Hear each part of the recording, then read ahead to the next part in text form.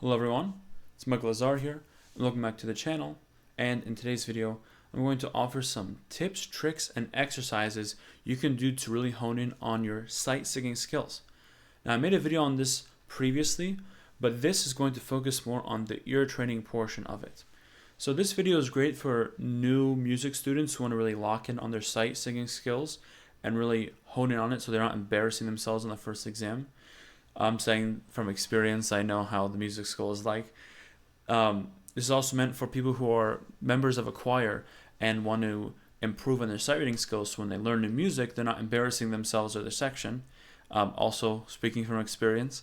And for chanters who want to really hone in on getting better at just reading music and learning a lot more repertoire. Again, also speaking from experience. So at the end of the day, sight reading is crucial for actually being able to learn music faster and more effectively. So the first things first, we need to know what tools we have to use. So the biggest tool we have is Solfege. Now Solfege is the syllables you apply to music. So in Western music at large, you're going to use do, re, mi, fa, sol, la, ti, do. If you want to do minor, do, re, mi, fa, sol, la, ti, do, te, le, sol, fa, mi, re, do. There's also la bass minor, la, ti, do, re, mi, fa, sol, la, or la, ti, do, re, mi, fa, si, la, sol, fa, mi, re, do, ti, la.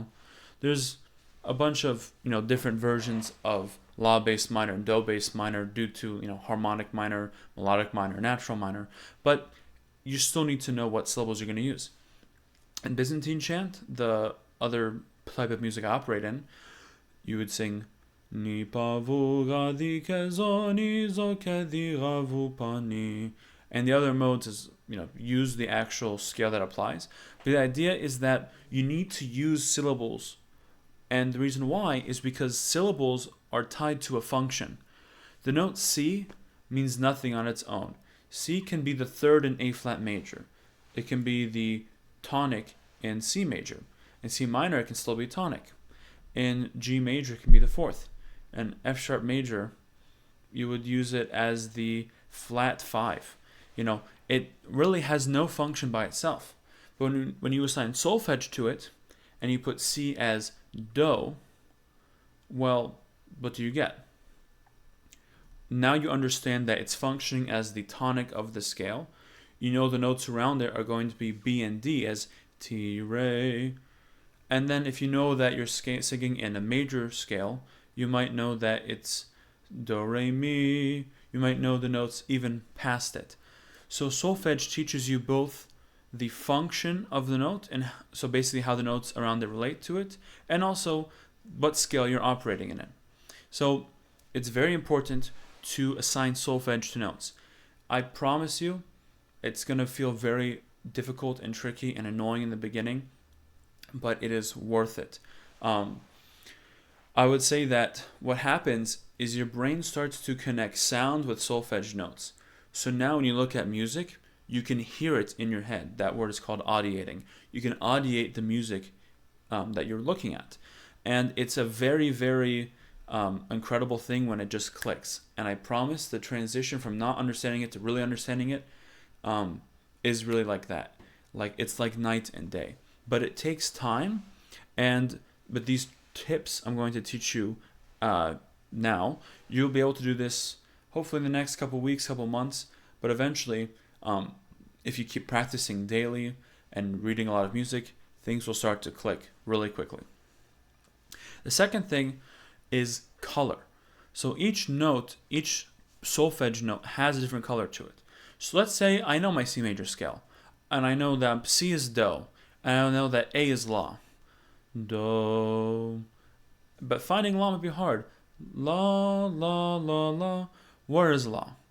So part of it is do, la, la. It's kind of almost figuring out where it's placed. So first you kind of have to figure out where is it in the scale. So maybe you have a piano that plays C to A, do, la, and you can really find it. Sometimes you might hear the notes around it, like the C to B flat is really obvious. So you might use that B flat to find the A. do, la. That's another tip you can do. But the thing is that sometimes that's inefficient. But you understand that, okay, this is do and this is la. How am I actually supposed to hear them differently? Well, look at the coloration of the notes. What does that mean? Each solfege syllable has a different feeling and color associated with it. So, when I hear, for example, do, so, the so for me is a very open sound.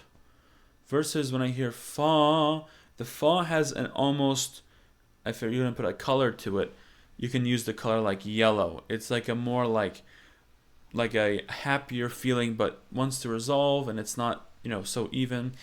Or if you want to use emotion to tie the notes together, dum ba dum, you hear the fa likes to have a bit more pull and tension to it, while the mi feels really relaxed. Do mi, it feels very relaxed in comparison to fa mi. So that coloration and the emotion that you tie to each note is very important. So when you see si, do, mi, in your head you can kind of feel what is the coloration of the note in the scale. Re is the same. Do, re. Re is like an eyebrow raise. It feels like, oh, like what? It's a very different feeling. Ti is the same way as fa. Ti, unlike fa, which has a more like intense, like darkness to it, likes to resolve, Ti has like an intense brightness that wants to resolve upwards. It's like do, ti, do, re, mi. And when you feel each note differently, then in your head, you'll start to associate different feelings and colors with the notes. And I promise you that really helps. So I'm going to use Byzantine chant as an example. But one of the weirdest intervals is the up 5 jump in a minor mode. It's like in Plagal second mode, pa-zo. It's weird because it sounds like a minor sixth, but it's a little ambiguous inside. I really know where it goes and stuff. But for me, that da-dum has a certain emotional depth to it that I can assign in my ear to help me recognize that interval. So again, that is the idea of putting coloration to notes. So how do you figure this out? Look at voice leading. So this gets onto my next point. When you have odd intervals, voice leading ideas, the ideas that notes want to resolve places, can help you find it. So looking at the minor 6 again, if you're doing Western music, do, le, so.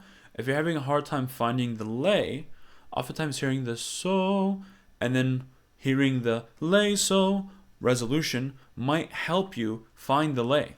Do, le, so. And then when you practice a couple times, do, le, so, now it really sticks in your ear. But you associate that le with resolving to so. And that really helps to hear it in your ear. Although, yeah, le doesn't have to resolve to so all the time, but it happens enough that at least it helps you determine what it sounds like. And it really makes it a lot easier to hear it in practice.